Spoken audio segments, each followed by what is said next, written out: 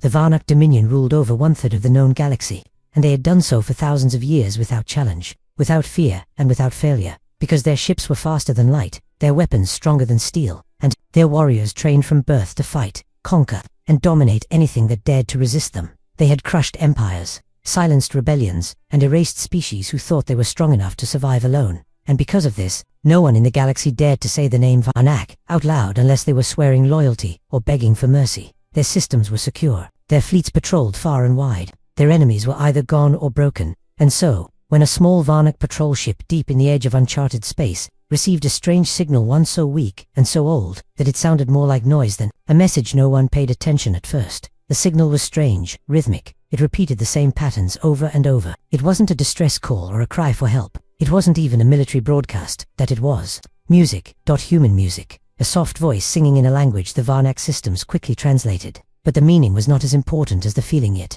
carried warmth, sorrow, courage, and something else they couldn't explain. Commander Strauss, the patrol fleet's lead officer, listened to the signal play again through the ship's main speakers. He frowned, tilting his head slightly, then glanced at his crew. "What is this nonsense?" he asked calmly. "A primitive sound from an unknown world." The crew nodded. "Yes, Commander. It comes from an unregistered planet Sal-3 labeled Earth. Old records call it undeveloped, no known space travel, no alliance ties." Strauss stared at the screen, but then the signal changed. The music stopped. A new message came through. It was sharper, clearer, and carried directly toward their position in space. A single line of text appeared on every console. "We know you're listening. Come see who we are." Silence filled the bridge. No one moved. No one spoke. Strauss leaned back in his chair, eyes narrowing. "A challenge," he said softly, "from a primitive species." He stood slowly, his voice quiet but firm. "Send a scout. Go to this Earth. Watch them. Learn." The scout ship left within the hour. It was fast, cloaked and completely silent, built to study and gather without being seen or detected. It passed through several small systems before entering the Sol system.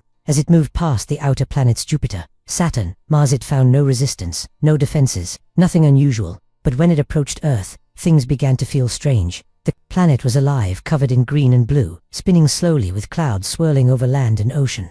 The people below moved in cities, drove strange machines, walked in open air, and lived in what seemed like peace. There were no orbital defense stations, no massive fleets, no visible signs of war. To the Varnak scout, it looked almost vulnerable, but the strange feeling did not leave. The scout ship hovered in high orbit, watching, listening, collecting images and signals. It mapped the Earth's countenance, measured power levels, and intercepted hundreds of transmissions and news shows, songs, arguments, and laughter. It made no sense. There was no sign of panic, no sign of fear. And yet, they had known the Varnak were listening. They had sent the message. Then, without warning, the Earth responded. A small satellite, unimportant by appearance, sent a direct signal to the Varnak. Scout. No sound. No warning. Just a data packet. Inside it, hundreds of human video recordings. Wars, fires, disease, rebuilding, marches, survival, explosions, unity, loss, growth, and one repeated phrase in different voices, different times, different ages. "We are still here." The scout ship froze. Its commander sent the entire package back to Commander Strayers. Within minutes, Strayers called a meeting with his senior officers aboard the patrol ship.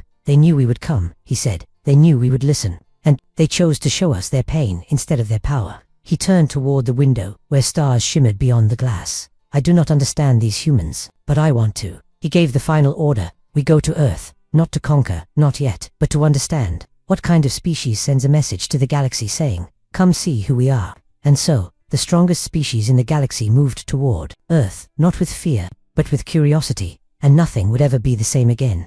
The Varnak scout ship floated in low orbit above Earth, silent and cloaked, watching every move from the shadows of space, hidden from human eyes, yet fully focused on everything happening below. The planet looked peaceful from this height. Blue ocean stretched across its curved surface, with white clouds drifting over green continents, filled with forests, deserts, mountains, and cities that never slept. Lights blinked across the dark side of the planet like stars trapped below the sky. To the Varnak it was strange, but beautiful. Commander Takar, who led the scout mission, stood at the observation panel inside the ship. His arms were crossed behind his back, and his sharp eyes stared at Earth with deep curiosity. He had seen hundreds of planets, watched dozens of species from orbit, and studied life forms both advanced and primitive, but none of them looked like this one. There were no planetary shields, no high-orbit defense stations, no signs of a war fleet. The Varnak scanners found no superweapons, no warning systems, not even basic planetary protocols to detect cloaked ships. It all looked like weakness, But Commander Taka did not feel confident. He felt watched.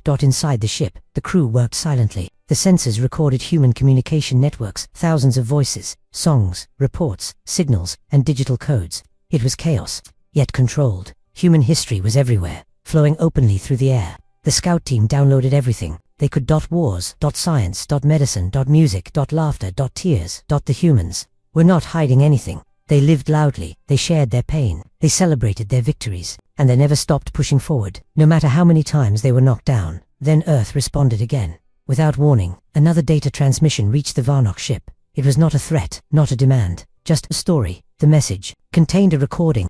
A human stood on a dark stage in front of a crowd. A spotlight shined above him. He spoke slowly, with a deep voice. They called us fragile. They called us soft. But the wind does not break the ocean, and fire does not burn stone. We do not win with fear. We win because we refuse to stop. Commander Taka watched the video in silence. He played it again. The humans were trying to show something, not their strength, not their weapons, but their spirit.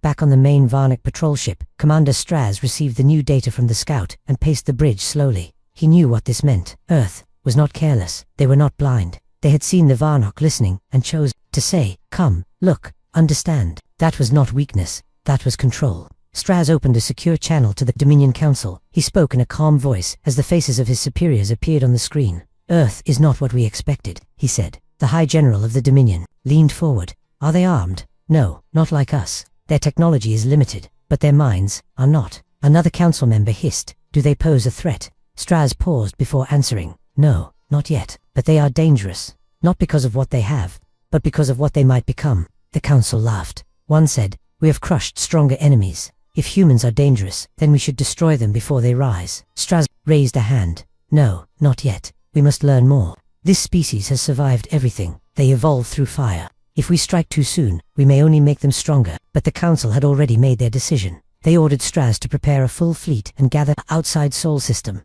On Earth, the humans had already seen this coming. Though no ship was visible to the human eye, certain satellites had picked up strange gravity distortions in orbit. The data reached a quiet room deep under the mountains. There, a small group of human leaders, scientists, and AI analysts stood around a glowing table. They wore calm expressions, not panicked, not angry, just ready. One of the AIs spoke first. "They're here. Varnock scouts have entered orbit." The lead scientist nodded. "We knew they'd find us eventually." Another asked, "Should we send a warning?" The woman in charge replied, simply, "No, we let them watch. We let them think we're weak. And when the time comes, we show them what humans do." And cornered. Back aboard the Varnock scout, Commander Taka looked again at the planet, at the people who did not seem afraid, and felt something deep in his blood, something strange. Not fear, not anger, but respect. Because the more they watched, the more they understood. Humans had built everything on top of struggle. They had walked through storms, bled in wars, and laughed in pain. They had turned suffering into strength, and strength into stories. The transmission from the human satellite ended without noise, without fire, and without fear. Just those final words echoing in the minds of every Varnock officer aboard the dreadnought. "We warned you, you came anyway. Now, you'll learn." Commander Straz stood in silence. He did not move. He did not speak. The message was not loud, but it struck harder than any weapon. It was not the message of a frightened species begging for peace. It was the voice of someone who knew exactly what they were dealing with, and had chosen to wait. Turned away from the screen, his tone cold but calm. "Begin full analysis. I want everything we have on the humans' biology, history, technology, culture, now." Within the hour, thousands of human data files gathered from Earth's open networks and satellite streams filled the dreadnought's core memory. The science team started decoding them, trying to understand what kind of species Earth had. Raised. What they found changed everything. The first file was about war. Not one war but many. Humans had fought each other for territory, for belief, for freedom, for survival. They had created weapons that could wipe out entire cities, and yet they had also rebuilt those cities from ashes again and again. The second file was about disaster. Floods, earthquakes, famines, storms, disease had tried to break them 1,000 times, and every time the humans had held on. Sometimes they failed, but they always came back stronger. One Varnock science officer, trained in species psychology, stood up and looked at Commander Straz. "Sir," he said slowly, "I do not think we are looking at a simple species. Their minds are unstable, unpredictable." Straz asked, "Are they dangerous?" The officer hesitated. "More than that, they are impossible to control. The more you press them, the harder they fight. Their history shows it clearly. Every time someone tried to crush them, they grew." The next file was about human biology. It surprised even the medical teams. Humans were soft-skinned and fragile-looking, but their systems were built for long-term endurance. Their muscles adapted quickly, their bones hardened under stress, and their minds could resist extreme emotional and physical pain. They didn't run faster, they didn't strike harder, but they didn't stop. Their bodies were average, their spirit was not. The lead bioengineer whispered under her breath, "They are not the strongest species in body, but maybe they are the most stubborn." Later, another science officer reported something stranger. "Sir, we are seeing odd patterns in their creativity. They create ideas that become real." Strass frowned. "Explain," the officer continued. "They imagine ships before they build them. They dream of weapons before they design them. Some of their best technology was first drawn in stories. They build their future through imagination." Strass turned slowly. "What kind of species dreams of war and then makes it real?" The officer replied, "A dangerous one, or maybe a prepared one." Then came the final report. The humans had developed artificial intelligence, not just machines that calculated, but systems that learned, adapted, created. Some AIs were hidden, some were open, some were embedded in human systems for decades. They worked with humans, studied emotions, learned humor, pain, hope, and it became clear the humans were not just building weapons, they were building minds. One young Varnock officer said what no one else dared to speak. "Commander, I don't think we were the first to discover Earth." Everyone looked at him. He pulled up Ancient Dominion, records, half-lost archives from thousands of years ago. A strange entry, a small note about a sector forbidden to explore, labeled Soul, unexplained. Strass read it, his voice dropped. They knew, even back then, back on Earth, deep underground, human leaders stood in silence. The AI, known as HALI-9, displayed real-time data. Varnock fleet is increasing presence. Scanners show preparation patterns. They are learning. They are planning. They will test us soon. The leader of the Terran Defense Union, General Ray, stood with arms crossed. "Let them test us," she said softly. "They won't find fear." The Varnock fleet floated just outside Earth's orbit now. More ships arriving each day. There, dark holes blocking stars, their presence pressing like a storm waiting to break. These were not scout ships anymore. These were destroyers, carriers, warships designed to flatten worlds. Commander Strass stood at the center of his flagship, watching Earth spin calmly beneath them. Cities glowed across the planet's surface, and yet not a single defense station had fired. Not one ship had risen to meet them in battle. To any other species, this would have looked like surrender. But to Strass, it felt like something else entirely. Something colder, something planned, as if the humans had already prepared for this, and were simply waiting. The command bridge was tense. Officers whispered to each other. The science teams continued their work in silence, analyzing more human files, trying to find patterns, weaknesses, anything that could explain the lack of response from Earth's defenses. But there was nothing, no threats, no panic, no patience. And then, everything changed. Without warning, a signal came in, clear.com, directed at the flagship. It was not a demand, not a warning. It was an invitation. The message was short. "We see you. Let us talk." Strass narrowed his eyes. "Are they surrendering?" The comms officer shook his head. "No, Commander. They're offering direct contact. One human vessel is approaching." Out of the shadow of Earth, a small human ship rose slowly. It was unarmed, unshielded, old by Varnock standards. A simple, diplomatic shuttle. No tricks, no escorts. It moved toward the Varnock fleet with quiet confidence. Strass allowed it to dock. He wanted to see them up close. Inside the Varnock ship, the landing bay stood silent as the human shuttle opened. Out stepped a single man. No guards, no weapon. He wore a dark suit, clean, simple. His name was Dr. Elias Munro, and his heartbeat did not rise. He walked with steady steps, face calm, eyes sharp. Strass waited for him inside the hall. Surrounded by his guards, he studied the human, expecting fear, nervousness, perhaps arrogance. But Elias showed none of those. He simply stopped in front of the Varnock commander and said, "We warned you, and still, you came. So here I am." Strass stepped forward. "You do not fear us." Elias smiled faintly. "You sent scouts. You watched our history. You saw our wars. You studied our pain. If you still think fear is what drives us, then you understand nothing." Strass spoke louder now. "You have no fleet, no defense stations. And yet you speak as if you are not afraid." Elias answered calmly. "Fear is not the absence of weapons. It is the absence of will. And we never lost ours." The Varnock guards raised their weapons. Slightly insulted, Straz raised his hand. "Let him speak." Elias turned toward the main viewing window. He looked out at Earth below. "This is our home. It raised us hard. Our storms teach us to bend, not break. Our wars teach us to value peace. Our failures teach us to stand again. You see a planet that looks weak, but you missed the truth." Strass asked, "And what truth is that?" The human looked back into his eyes and replied, "We didn't build our strength to conquer. We built it to survive. And when survival means resistance, we don't stop until the sky burns." There was silence in the hall. Even the guards didn't move. Elias took a breath. "Your fleet has enough firepower to destroy our world. You can fire the first shot." He paused. "But I promise you we will fire the last." Strass studied him. This was no bluff, no speech, no threat made for show. This was how humans thought, not with pride, but with certainty. They had faced extinction before, from within, from nature, from war, and every time. They had climbed out of the ruins, stronger than before. Straz stepped forward, only a little. Why call us now? Why speak, after all your silence? Elias answered, because we're offering you a choice. You came here with strength, but you've also seen ours, not in weapons, in will. He looked around the massive Varnak hall and said one final thing: leave in peace, or stay and see what we become when peace is taken. Then he turned and walked back toward his ship. No guards followed, no one stopped him.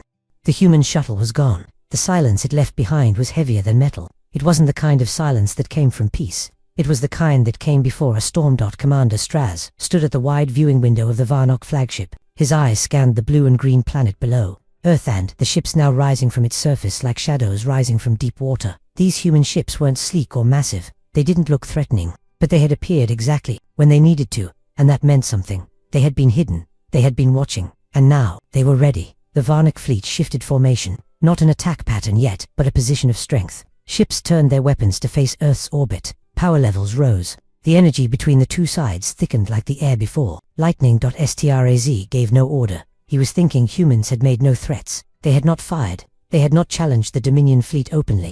They had done something far more dangerous. They had offered a choice. One of Straz's commanders growled, "We should strike now, crush their courage, burn their world before it grows teeth." Another officer agreed. "They want us to doubt. They want us to hesitate. That's the human game." Straz turned slowly to face them. "No," he said. "That's not a game. That's confidence." He walked back to his command seat. His voice was cold but clear. "Prepare a warning shot. A low-bit energy burst. No damage. Just enough to remind them who we are." The crew moved fast. One massive Varnak destroyer turned toward Earth. It charged its main cannon, and then fired. The shot passed above Earth's upper atmosphere. A burning streak across the sky, visible to satellites, to ships, and even to the human eye on the ground. It lit up clouds. It roared across the heavens like a thunderclap of war. It did not strike anything. It wasn't meant to. It was a message, but Earth responded faster than anyone expected. Within seconds, the human fleet adjusted, and then decloaked. No one aboard. The Varnak flagship spoke as dozens more human ships appeared. Some came from behind the moon, some from deep-sea bunkers,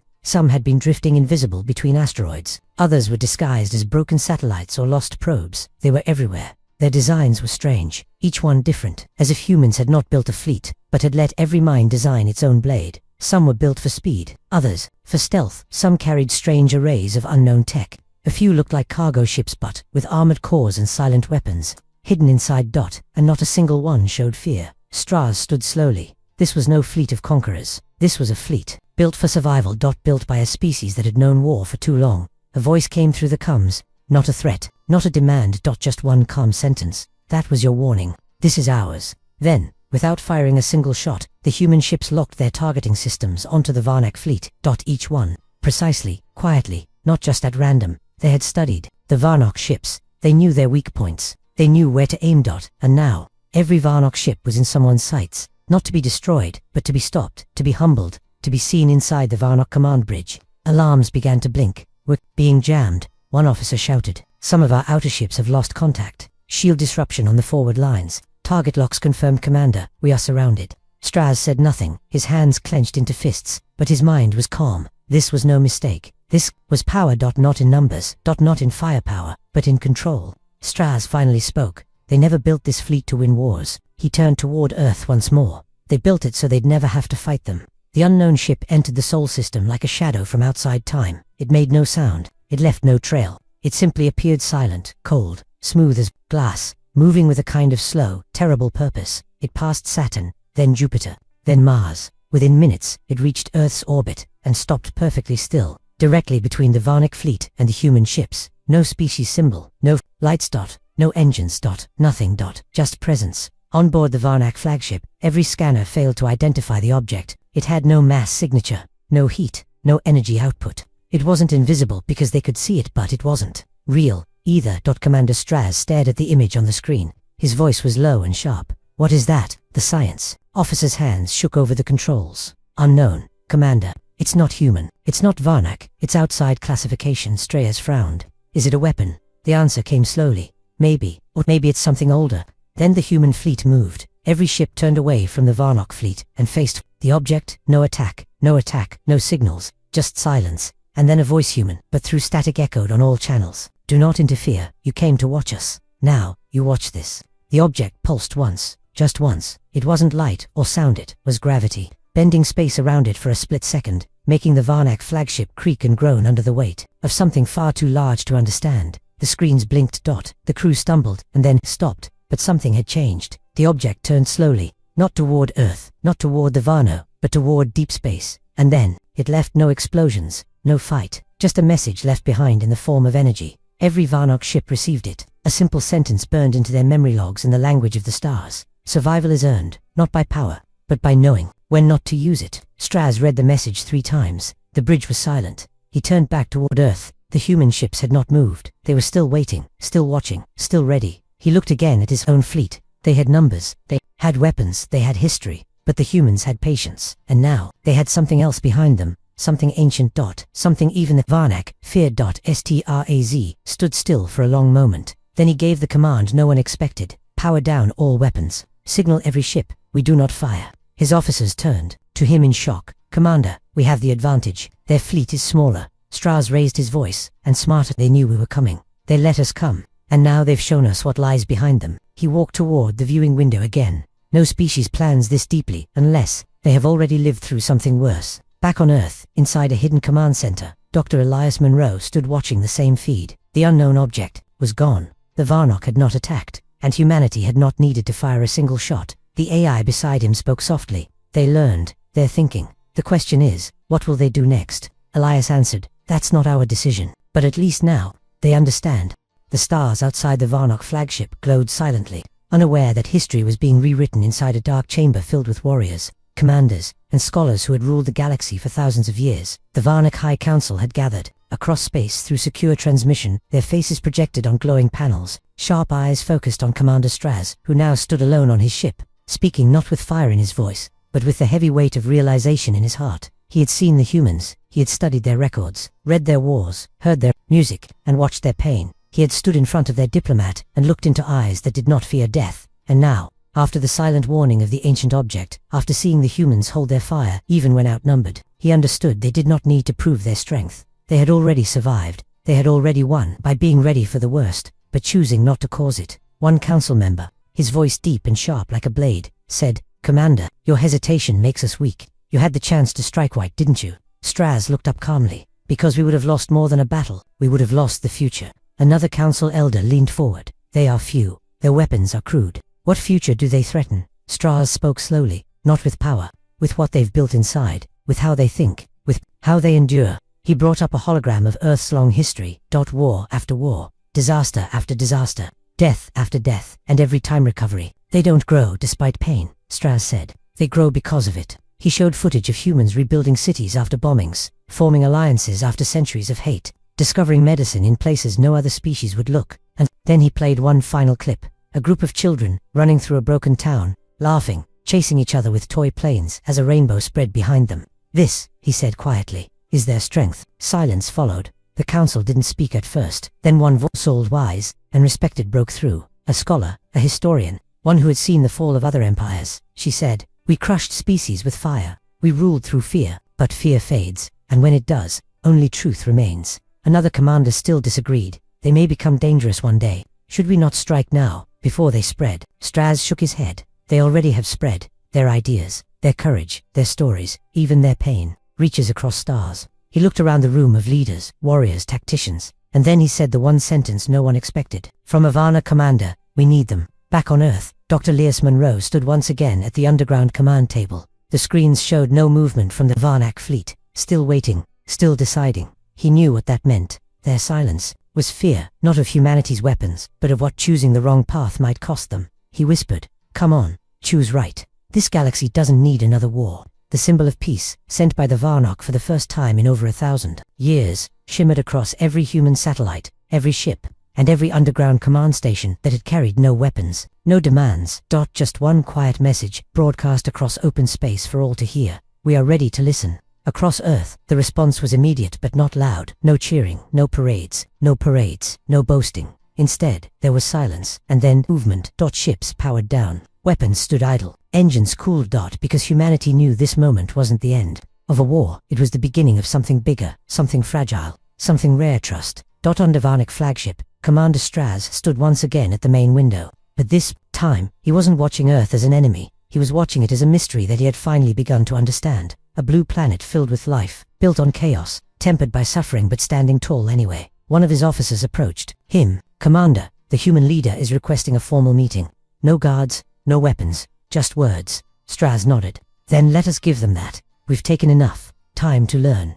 The meeting took place aboard a neutral space platform. It wasn't grand. It wasn't covered in flags or banners. Just a simple room, 2 chairs, 1 table. On one side sat Commander Stress's face, sharp, armored but calm. On the other side sat Dr. Elias Munro, tired, thoughtful, but smiling. They said very little at first, because sometimes silence is the best beginning. Then Elias leaned forward slightly and said, "You could have destroyed us," Strass replied. "You could have provoked us."